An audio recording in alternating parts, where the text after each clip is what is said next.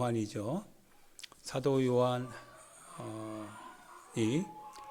그 예수님을 증언하는 것으로 인해서 그 반모섬에 유배 당하게 되어서 마지막까지 예수님께서 그에게 마지막에 있을 일, 그 마지막에 있을 일에 대한 환상을 보여주시고 그것을 각 교회마다 이제 서신으로 보낸 다음에 이제 그의 사역이 마무리되게 되죠.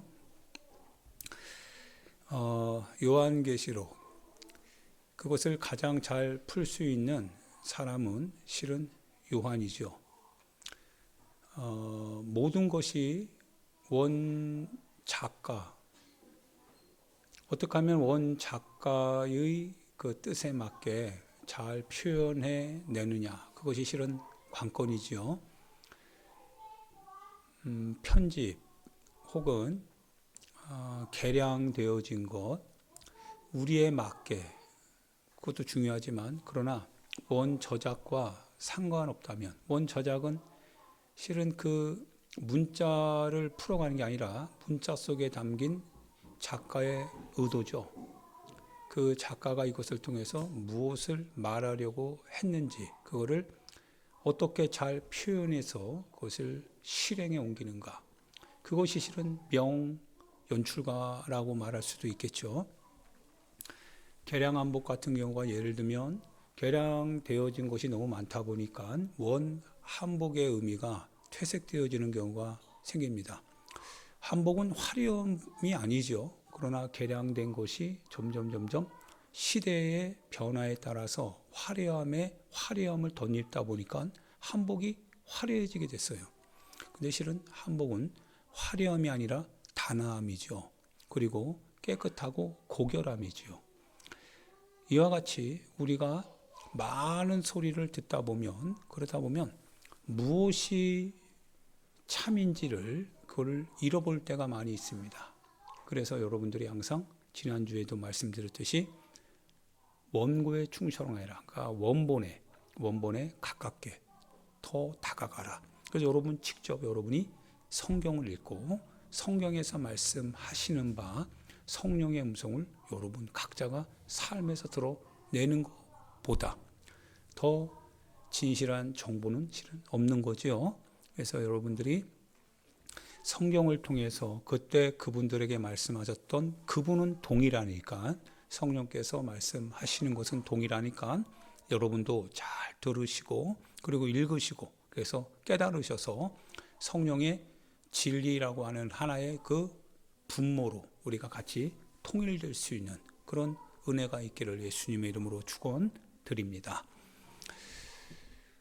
언젠가는 무엇이 진짜고 가짜인지는 분명히 드러나지요. 제가 지금 이가 하나 빠졌잖아요, 앞니가. 근데 지금은 앞니가 있어요. 근데 실은 이것은 제 이가 아니라 가치지요. 그러다 보니까 자꾸 이제 침샘에서 침이 자꾸 고이게 되고, 말할 때마다 이 가치가 이게 들뜨게 되면서 말이 이게 단어가 새는 경우가 많이 있어요. 내 치아가 아니죠.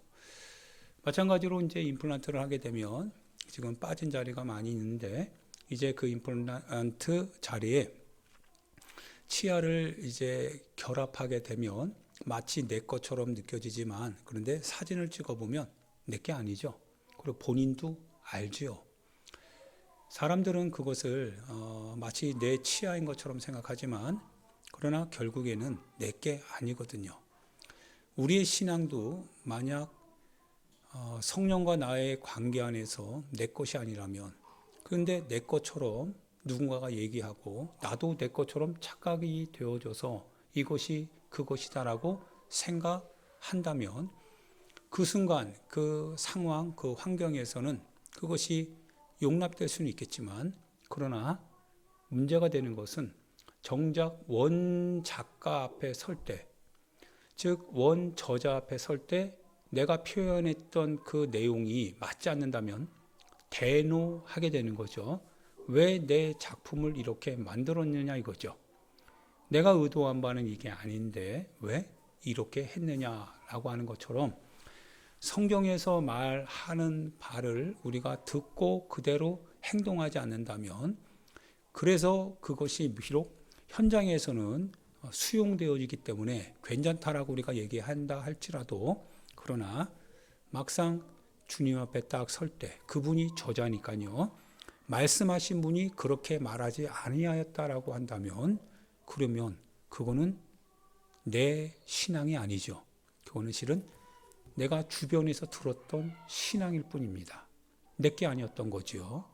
그래서 자기 것이 아니면 반드시 자기 거로 만들어 내는 작업을 해야 됩니다. 그래서 여러분과 제가 항상 이 광야가 필요한 거죠.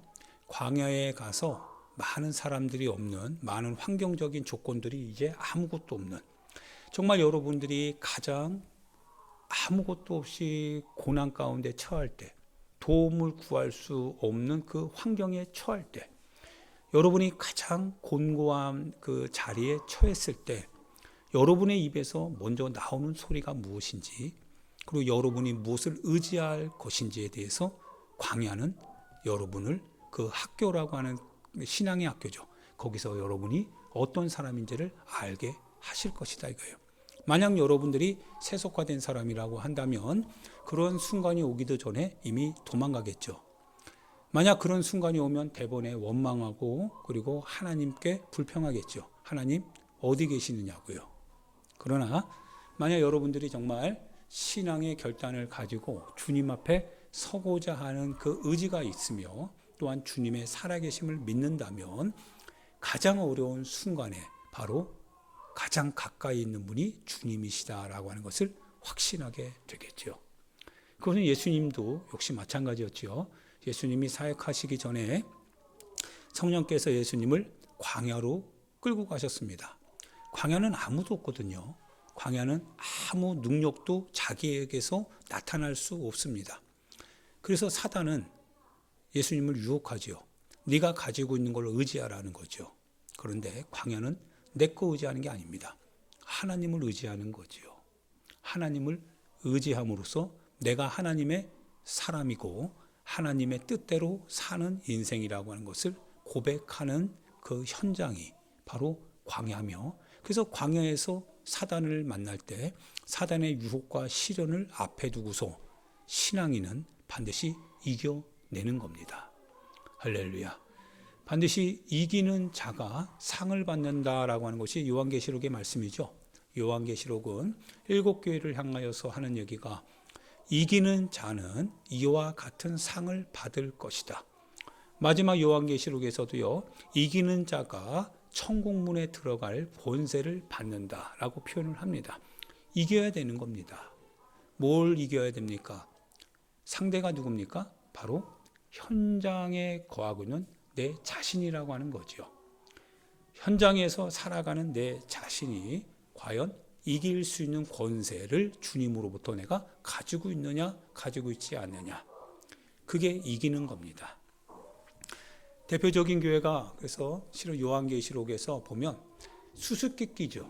요한계시록은 굉장히 수수께끼로 꽉 차 있습니다. 왜냐하면 그 당시 요한이 처해져 있는 교회 상황이 피비린내 나는 상황이거든요.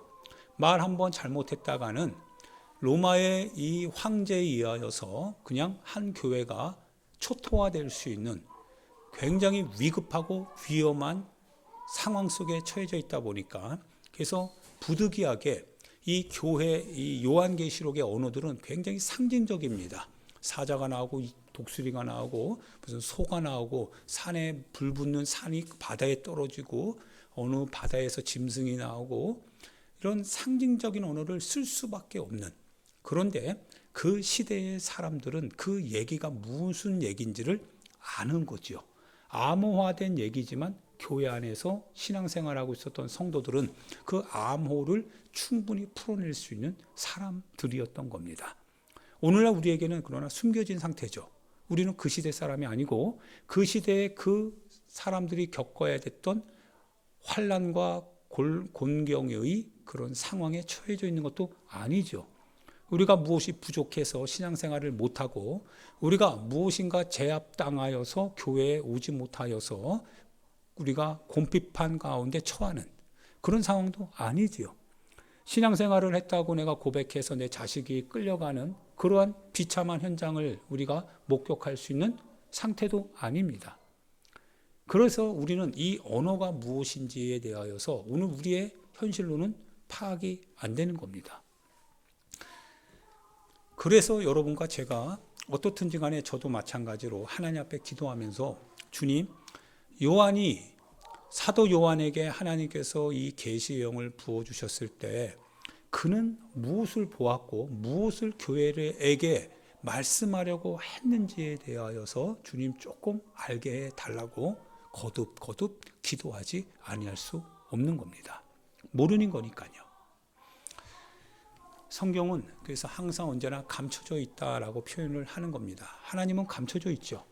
그래서 세상의 눈을 가지고 하나님을 생각해 보려고 하면 절대 이해가 안 되죠. 왜? 항상 하나님은 감춰져 있거든요. 숨겨져 있거든요.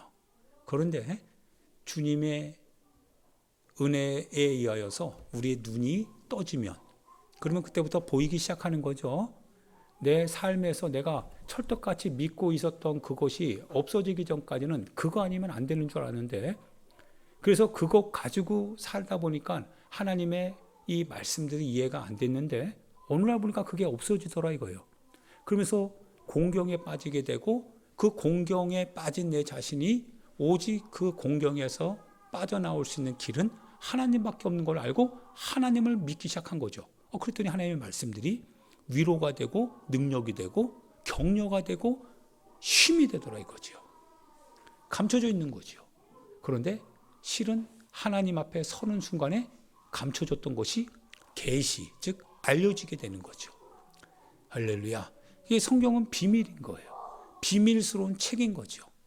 오직 그래서 여러분과 내가 이거를 열어가야 되는데 열 수 있는 것은 사람의 지식, 사람의 정보, 사람의 어떤 합의된 의견, 경험, 현실적인 가치, 판단 안 된다라고 하는 거예요. 그래서 사도 바울 선생님이 고린도전서에서 1장에서 그 얘기를 정확히 얘기했죠.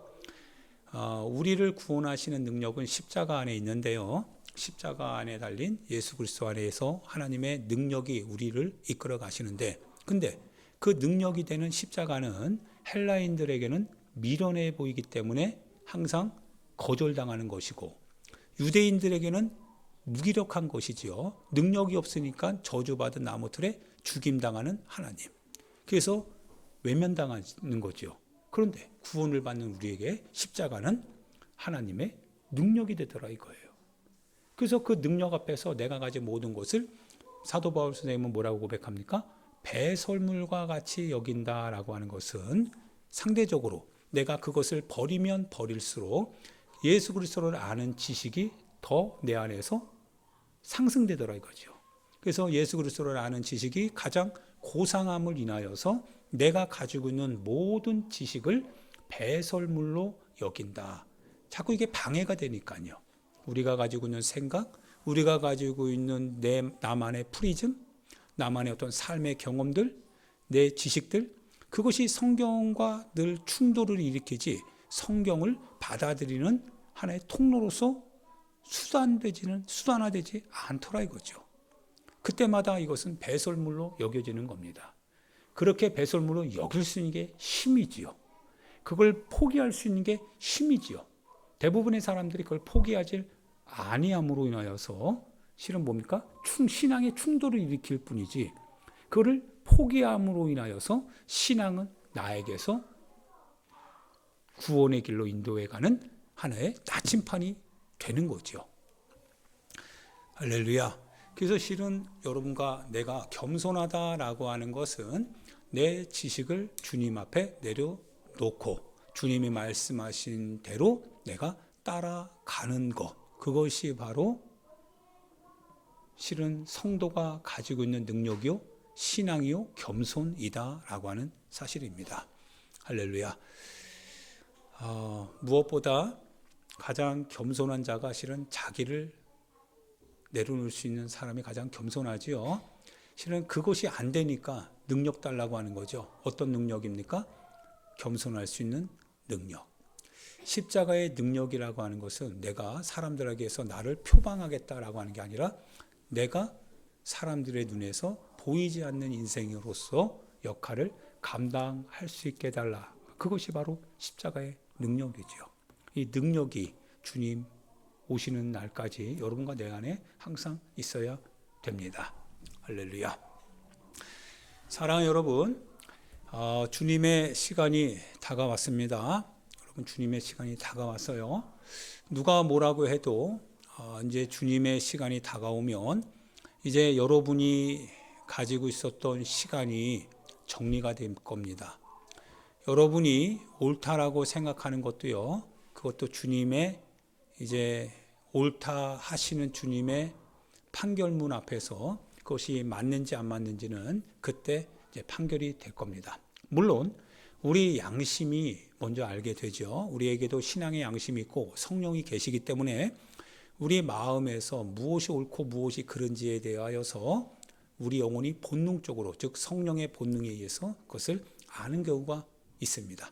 내가 하는 이 결단이, 내가 하는 이 행동이, 내가 하는 이 말이 하나님의 기준에 맞는지 맞지 않는지. 우리는 무모한 용기를 부려서는 안 됩니다. 항상 하나님 앞에 우리는 겸손한 것 같은 자세를 갖고 순종할 따름입니다. 할렐루야. 그것이 실은 여러분과 나에게 축복이 되고 우리의 삶에 형통한 길을 인도해 가는 주님의 은혜가 되는 거죠. 성경을 쭉 읽어봅니다. 요한계시록을요, 주중에 계속 기록하면서 요약하면서 계속 반복적으로 읽어가는데 잘 이해가 안 되는 부분들이 굉장히 많습니다. 그래서 더 읽습니다. 더 읽고 더 요약하고 요한이 도대체 무엇을 말씀하려고 하는지, 요한은 그 시대를 살아가면서 주님으로부터 무엇을 보았는지, 그리고 그는 이 자기가 본 것에 대해서 무엇을 말하려고 하였는지에 대해서 묻고 또 물어봅니다. 아마도 얘기하고 싶었던 것이 굉장히 많은 것 같아요. 그래서 예수 그리스도를 표현하면서요, 7 교회에 대한 상징적인 먼저 얘기를 쏟아냅니다. 7 교회는 그 시대의 교회이기도 하지만 실은 오늘날의 교회이기도 하지요. 가장 두려워했던 것은 실은 사도 바울 선생님이 버가모 교회와 두아디라 교회를 향한 얘기인 것 같아요. 제게 다가오는 것이 이제 버가모 교회와 두아디라 교회에 대한 얘기인데요. 버가모 교회와 두아디라 교회는 니골라당 발람의 계략, 그것에 대하여서 교회가 흔들렸다라고 하는 겁니다. 그래서 발람이 이스라엘 백성 앞에 장애물을 도왔는데요, 그 장애물이 뭐냐면 우상의 제물을 먹게 했다라고 하는 거예요. 우상의 제물을 먹었고 그리고 행음하였다라고 하는 사실이고, 두아디라 교회도 마찬가지로 그 교회가 니골라당, 어떻게 보면 이세벨의 교훈을 받아들였다라고 하는데 문제가 있었다라고 하는 겁니다. 이세벨이 하나님의 종들을 가르쳐서 하나님 앞에 죄짓게 했다라고 하는 거죠. 오늘날 교회가, 그리고 여러분 성도들이요, 한번 생각해 보는 겁니다. 발람에 대한 예를 사도 바울이 하면서 그 시대에 횡행했던 이단의 교리가 뭐냐면 니골라당입니다. 영지주의예요. 육체의 행위에 대한 책임 없이 영적인 구원만 이루어지면 된다라고 하는 겁니다. 놀랄만한 하나의 어떤 신비로운 지식인데 많은 교회가 여기에 대해서 흔들렸습니다. 바울 사도도 이것 때문에 많이 교회를 향하여서 씨름했죠. 오늘날 어떻게 보면 우리의 삶에서도 한번 이런 생각을 한번 조심스럽게 해봅니다. 우리의 삶에 있어서 신앙의 이 본질과 신앙의 모양이, 그리고 그 모양이 과연 내용을 담는 모양인지 아니면 신앙의 내용 없는 모양만 있는 신앙인지, 과연 오늘 우리가 살아가는 이 시대의 삶의 현장에서 우리는 고난이 없습니다. 우리는 아픔도 없습니다. 신앙으로 말미암는 책임지는 것 같은 결단도 필요하지 않습니다. 굳이 책임지지 않아도 될 만한 많은 선택이 우리 주변에 놓여 있기 때문에 그 당시 니골라당, 이세벨, 거기에 대해서 우리가 싸울 수 있는 하나의 어떤 본질이 있어야 되는데 어떻게 보면 그것조차도 없을 수도 있겠다, 이런 생각을 합니다. 즉 기준이 모호해졌다라고 하는 거예요. 여러분이 가지고 있는 신앙의 기준이 무엇인가를 한번 생각해 봐야 됩니다. 내가 오늘 이것이 신앙이다라고 말할 때 그 신앙의 기준이 정말 싸울 수 있는 신앙인지, 오늘 내 삶의 현장에서 내가 잘못할 수 있는 내 본성적으로 죄에 팔려서 오늘도 죄 가운데서 구원을 받았지만 그러나 끊임없이 죄의 유혹과 미혹되는 하나의 어떤 현장으로 끌고 가려고 하는 악한 영과의 싸움에서 내 육신은 이미 거기에 대하여서 벗어날 수 없는데 내 영혼은 주님이 나를 구원의 현장으로 끌어갔지만, 그러나 끌려간 구원받은 내 영혼이 내 몸에 대해서, 육신의 소욕에 대해서 어떠한 자세를 가지고 사는지, 성경적으로 그래서 내가 오늘 행하는 내 말과 행동이 과연 하나님의 뜻에 대하여서 맞는지, 이것에 대해서 여러분과 제가 분명하게 그것을 싸워가야 될 책임과 의무가 있는 거죠. 오늘 이 시대가 어떻게 보면요, 이거를 무력화시켰던 것 같아요.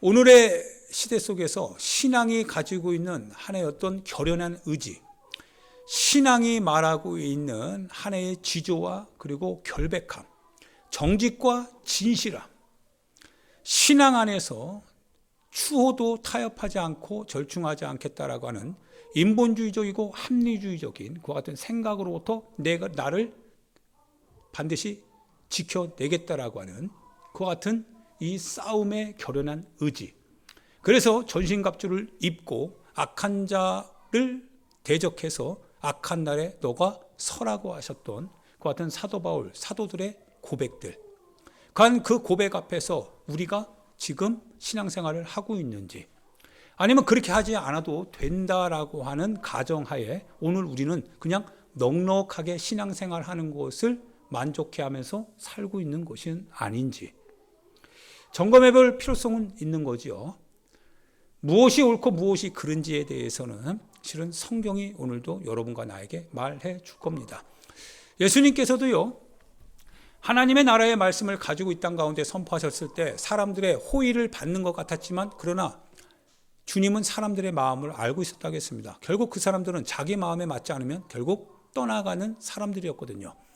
예수님께서 순환의 그 현장에 대한 얘기를 쭉 해 나가실 때 그들은 순환이라고 하는 것은 그들이 생각하는 코드와는 맞지 않았습니다. 순환을 당해?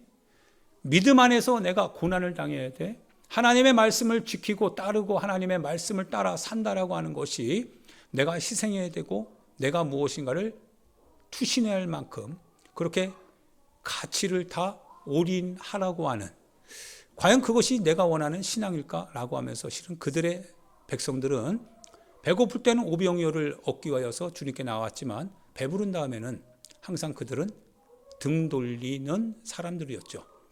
그 현장에서 예수님은 십자가를 지고 갔던 거죠. 그 현장에서 예수님은 십자가를 지고, 그리고 자기 제자들로부터 버림을 당하는 그 순환과 조롱과 수치를 다 예수님은 감당했지요. 하나님께서 자기 백성에게 와서 그분이 우리 가운데 보여주셨던 말씀의 본질이 오늘 이 바탕 위에서 어떻게 받아들여지는지에 대하여서 우리 가운데 적나라하게 그분의 삶과 죽음을 통해서 보여주셨을 때 우리는 충격이었습니다. 우리는 충격이었죠. 어떻게 이럴 수가 있을까? 어떻게 이런 일이 벌어질 수 있을까?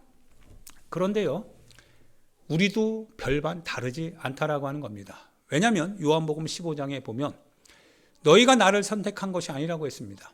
너희가 나를 택한 것이 아니라 내가 너희를 택하여 세웠기 때문에 세상이 너희를 미워할 것이다 라고 예수님이 말씀하셨다라고 하는 사실입니다. 예, 이거는 우리가 피해갈 수 없는 운명입니다.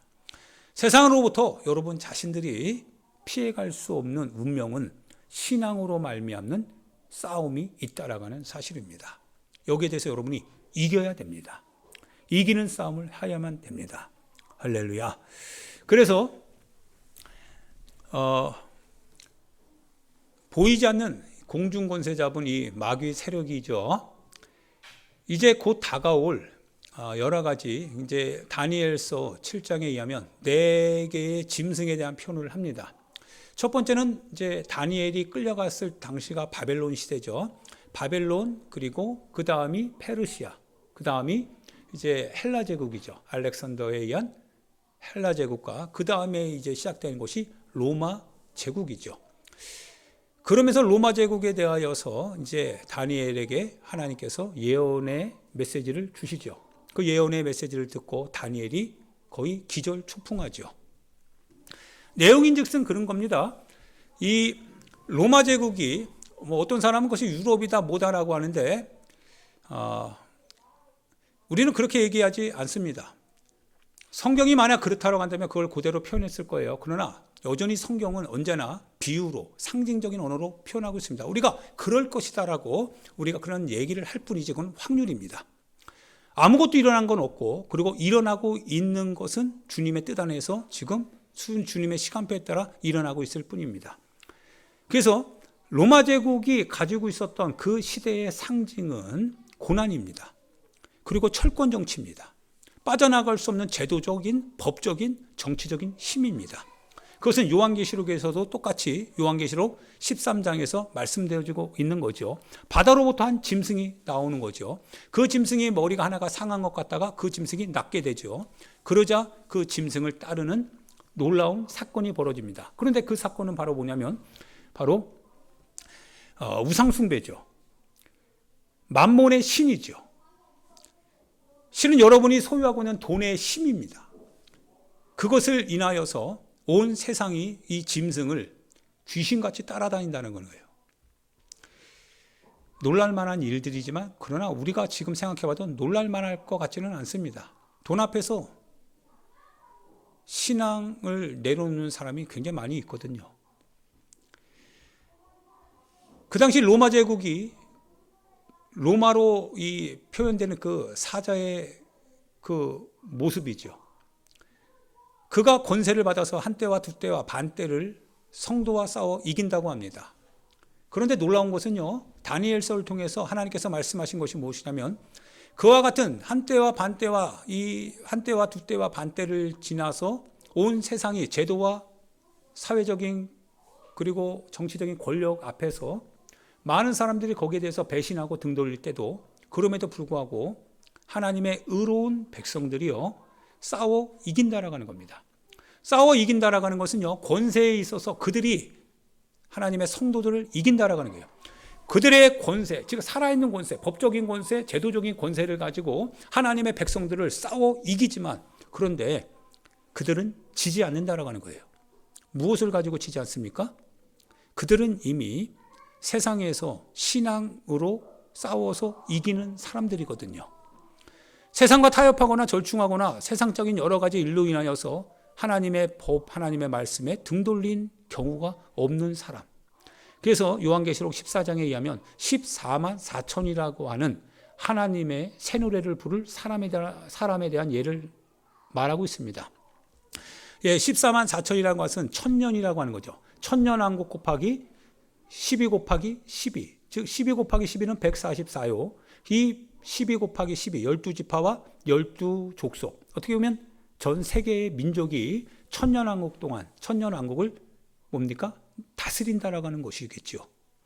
하나의 상징적인 언어인데 근데 그들은 어린 양이 어디로 이끌든지 간에 따라가는 사람들이라고 하는 표현을 합니다.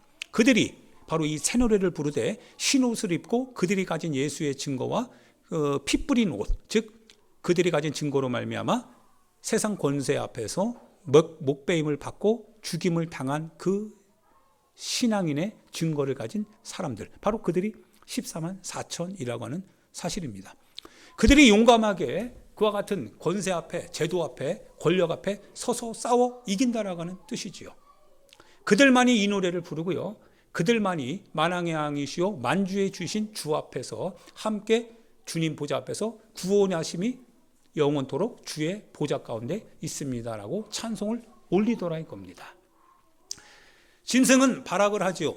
세상이 점점 더욱 가면 갈수록 더욱더 매매하는 표를 통하여서 모든 사람들을 하나의 제도권 안에 묶습니다. 예, 카드부터 시작해서 무슨 뭐 바코드니 뭐니 하면서 이 매매할 수 있는 모든 수단과 방법을 세계가 그를 통치하는 경우가 온다라고 하는 겁니다. 그 힘이 너무 막강해서, 그런데 그 힘보다 더 막강한 것은 바로 만몬의 주술입니다. 만몬이 만들어가는 그 보이지 않는 주술적인 힘이 많은 사람들을 그 짐승 앞에 머리 숙이게 한다라는 거예요. 그 제도 앞에 머리 숙이고 그 사회적인 합의 앞에 머리 숙이게 만들고, 그래서 많은 사람들이 거기서 빠져나가지도 못할 만큼 옴짝달싹하지 못하게 만들어서 결국은 짐승을 향하여서 숭배하게 한다라는 겁니다. 그럼에도 불구하고요, 하나님의 생명책에 기록된 자들은 그들을 이긴다라고 얘기합니다.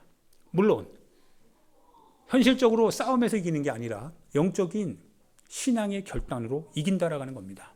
그래서 칼에 맞을 자 칼에 맞고 사로잡힐 자 사로잡혀간다라고 하는 뜻이겠지요. 이제 마지막 때가 됩니다. 마지막 시간이 딱 다가오면서요, 새 하늘과 새 땅이 열린다고 했습니다.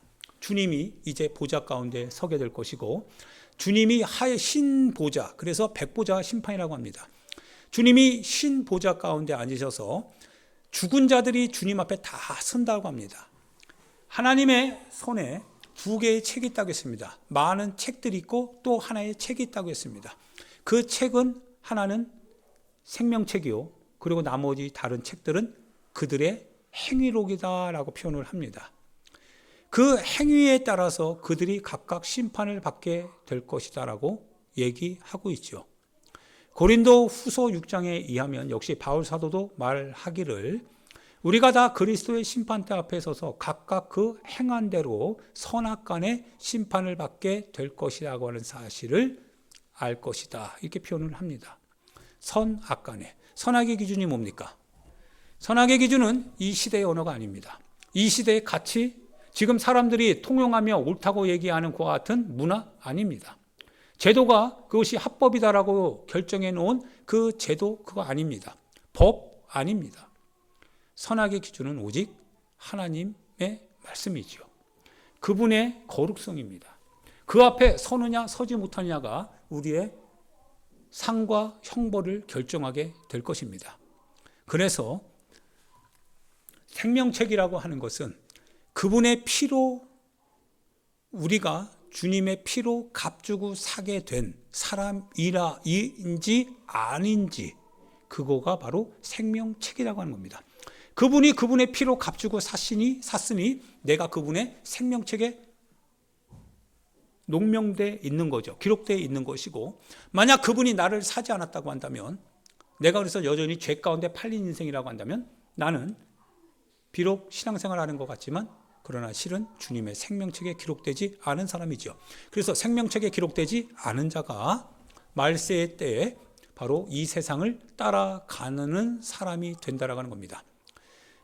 세 번의 재앙이 나옵니다. 7개의 인을 떼고 7 천사가 나팔을 불고 그리고 7 대접이 쏟아집니다. 이것이 하나의 어떤 시간적인 순서에 따라 이루어지는 것 같지만 실은 어떻게 보면 요한은 그것을 각각, 즉 하나의 어떤 동시다발적으로 이루어지는 것을 각각 다르게 표현해내고 있는 것은 아닌가 싶습니다. 그런데 놀라운 것은요, 시대가 악하면 악할수록 이제 7 대접을 쏟아내게 될 때에 이 땅 가운데 재앙이 이루어지는데요, 재앙이 일어날 때마다 하나님께 회개하고 돌아서질 않는 현상이 나타나더라 이거예요. 참 신기하죠. 하나님 앞에서 하나님이 그 재앙을 통해서 우리로 하여금 돌아가기를 원하는데, 그런데 사람은 오히려 하나님을 비방한다라고 하는 거예요. 하나님이 사람을 비방하고 하늘에 속한 주의 사람들을 비방한다라고 하는 겁니다. 그리고 자기를 회개하지 않는다라고 하는 거예요. 어떻게 보면 오늘 이 시대가 그런 시대가 아닌가 이런 생각도 하게 됩니다.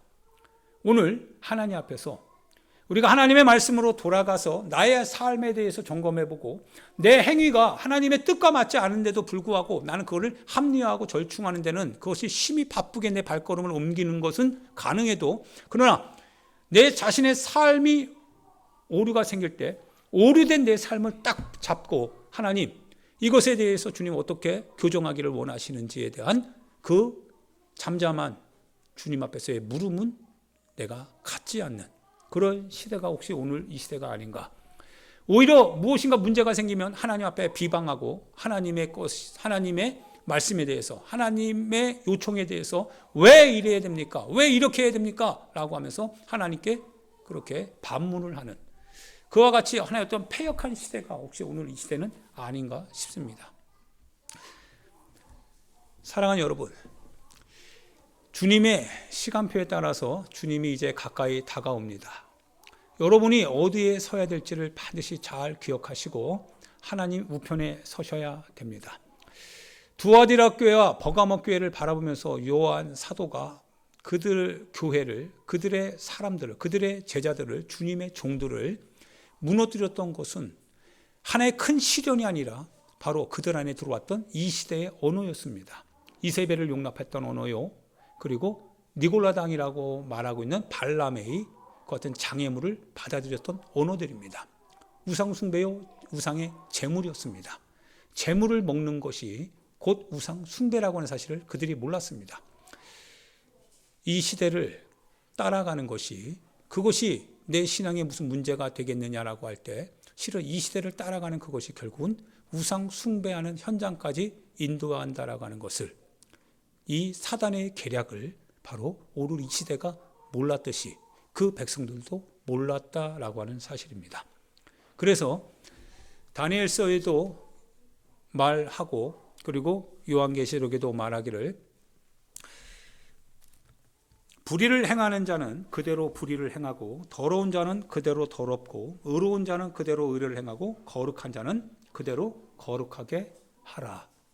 시대가 악하기 때문에 이제 많은 사람들이, 어떤 사람은요, 하나님의 말씀을 듣고요, 잘 듣고 이제 마무리하려고 합니다. 어떤 사람들은 하나님의 말씀을 듣고요, 그 말씀 앞에서 자기를 만들어 가려고 발버둥 치는 사람이 있습니다. 한때와 두때와 반때를 통하여서 환난과 시련이 우리 가운데 다가올 때 하나님의 말씀으로 내 자신을 더욱더 경건하게 의인의 위치에서 의인이 되고자 의 가운데 자기를 연마하는 사람이 있는 반면에, 어떤 사람은 어리석어서 지금 일어나는 일이 무슨 일인지를 알지 못하고 여전히 자기의 세속화되는 이 과정의 속도를 계속적으로 탐닉해가는 그러한 사람이 있다라고 다니엘서에는 표현하고 있습니다. 많은 사람이, 다니엘서 12장 10절에 많은 사람이 연단을 받아 스스로 정결하게 하며 쉬게 할 것이나, 그러나 악한 사람은 악을 행하리니 악한 자는 아무것도 깨닫지 못할 것이다. 오직 지혜 있는 자만이 이 시대를 깨닫고 어떻게 살 것인지에 대하여서 자신을 연마하는 시대가 온다라고 하는 것이고, 오늘 이 시대가 그런 시대입니다. 사랑하는 성도 여러분, 잘 연단해야 됩니다. 여러분 자신이요, 하나님의 말씀으로 잘 연단시켜야 됩니다. 내게 좋은 것이 좋은 게 아닙니다.